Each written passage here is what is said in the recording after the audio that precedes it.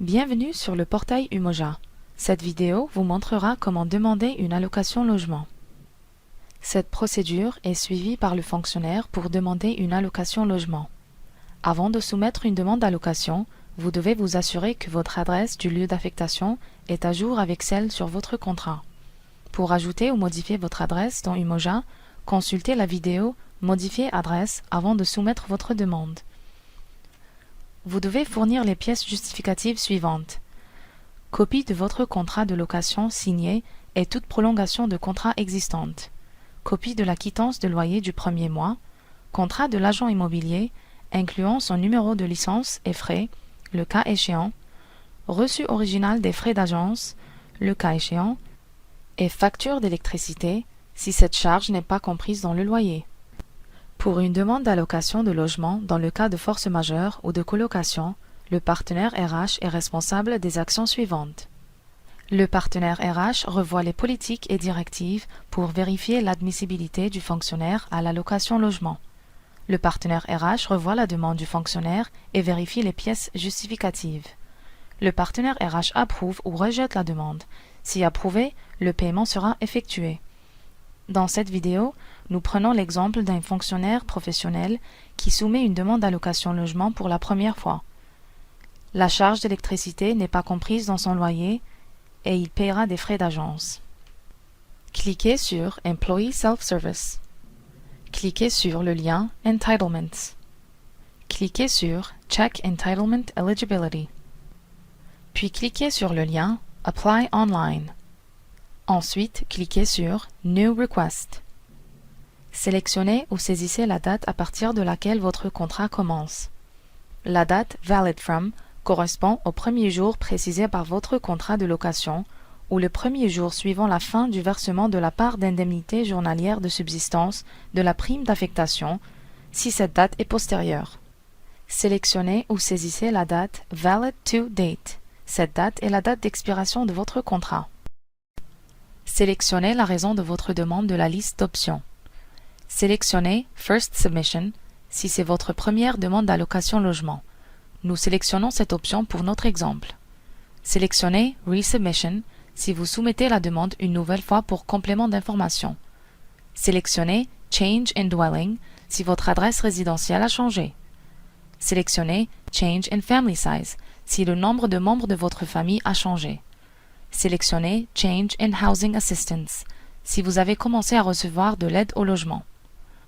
Sélectionnez Change in Rent si le montant de votre loyer a changé. Sélectionnez le type de logement de la liste des options suivantes.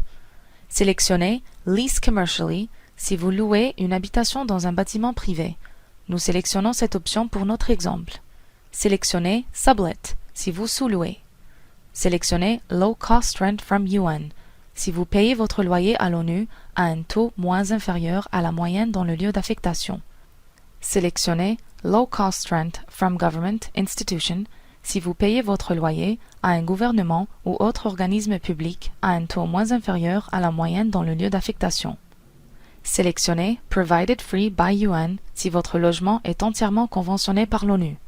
Sélectionnez Provided Free from Government Institution si votre logement est conventionné par un gouvernement ou autre organisme public. Le schéma affiché dans le champ Reimbursement Application Type est automatiquement sélectionné selon votre lieu d'affectation. Ceci sera utilisé pour calculer les conditions de l'allocation logement du fonctionnaire. Sélectionnez Force majeure s'il y a des changements dans le type de logement. Le lieu d'affectation Duty Station est automatiquement rempli. Date d'arrivée au lieu d'affectation Arrival Date at Duty Station est automatiquement rempli selon la date de votre arrivée au lieu d'affectation. Le nombre de personnes à votre charge, Number of Dependents, est automatiquement rempli selon vos informations actuelles dans Umoja. Dans le champ Number of Dependents Living Away, entrez le nombre de personnes à votre charge qui n'habitent pas actuellement avec vous au lieu d'affectation. Sélectionnez ou entrez la date du début de votre contrat. Sélectionnez ou entrez la date d'expiration de votre contrat. Ensuite, entrez le montant de votre loyer avec le type de devise. Dans notre exemple, le fonctionnaire habite avec son conjoint, donc le montant total de loyer est entré.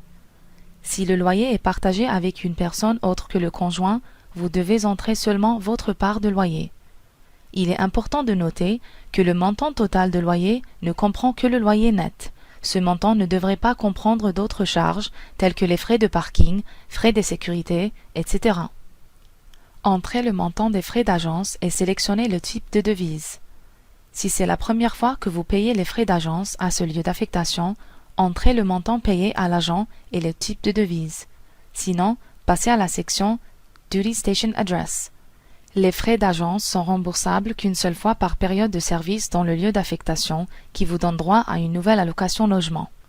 Par exemple, si vous avez fait une demande de remboursement des frais d'agence une fois et que vous n'avez pas été absent du lieu d'affectation pendant une période d'au moins 6 mois, puis vous changez de logement, vous ne pouvez pas demander un remboursement de frais d'agence pour le nouveau logement.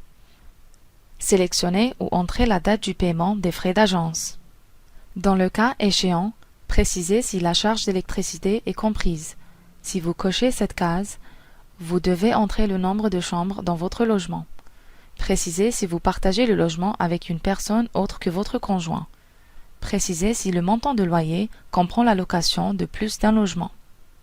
Cliquez sur Duty Station Address pour afficher l'adresse. Vérifiez si cette adresse correspond à celle sur votre contrat de location. Cliquez sur Close pour fermer cette section. Entrez le nom et prénom du propriétaire du logement. Entrez le numéro de résidence du propriétaire tel que c'est écrit sur le contrat de location. Dans le cas échéant, entrez le numéro de son appartement. Entrez le nom ou numéro de la rue sur laquelle le propriétaire réside. Entrez le nom de la ville ou province. Entrez ou sélectionnez le pays où le propriétaire réside. Entrez l'adresse email, le cas échéant. Entrez des informations complémentaires dans le champ Remarks. Cliquez sur Upload pour joindre les pièces justificatives indiquées au début de cette vidéo. Rappelez-vous que même si vous joignez les documents, vous devez garder les copies originales pendant 5 ans pour les présenter au partenaire RH sur demande. Si ces documents ne sont pas fournis, cela pourrait entraîner des mesures disciplinaires. Cliquez sur Browse. Sélectionnez le document. Veuillez joindre seulement des documents PDF. Cliquez sur Open. Cliquez sur OK pour joindre le document. Répétez cette étape pour tous les documents requis. Cliquez sur le lien Terms and Conditions. Puis lisez les conditions générales. Une fois que vous avez lu les conditions générales, cliquez sur Close pour retourner à votre demande. Cliquez sur la case pour accepter les conditions générales. En cochant cette case, vous déclarez être responsable de conserver tous les documents requis pendant une période de 5 ans, suivant la date de soumission de votre demande. Cliquez sur Submit.